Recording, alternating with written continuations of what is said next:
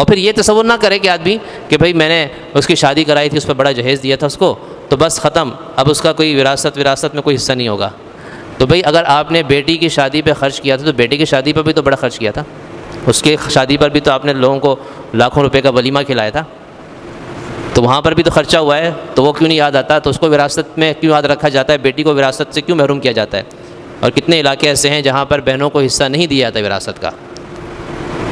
پاکستان میں کتنے علاقے ایسے ہیں کہ جہاں پر کوئی تصور ہی نہیں ہے کہ بھئی بہن کو بھی حصہ ملنا چاہیے، وہ کہتے ہیں بس جو دینا تھا دے دیا۔ یاد رکھیں کہ آدمی جب مر جاتا ہے نا تو مرنے کے بعد اس کا مال اس کا نہیں رہتا، وہ اس کے اولاد کا ہو جاتا ہے، خود بخود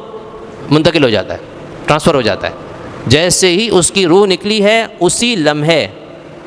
اس کے جو حصے دار ہیں نا وراثت کے، وہ حقدار بن جاتے ہیں، اسی لمحے بیوی 8ویں کا، بیوہ جو ہے وہ 8ویں حصے کا کی حقدار بن جاتی ہے،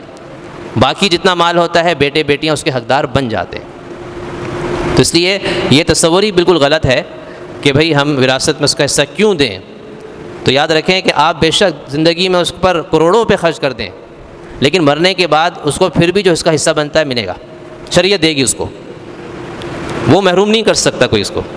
اور یہ جو لوگ کرتے ہیں نا آنکھ اسلام میں اس کا کوئی تصور نہیں ہے، بھئی میرا فلاں بیٹا ہے وہ مجھ سے اچھی طرح بات نہیں کرتا ہے، لہذا میں نے اخبار میں اشتہار دے دیا ہے کہ اس کو میں نے آنکھ کر دیا ہے،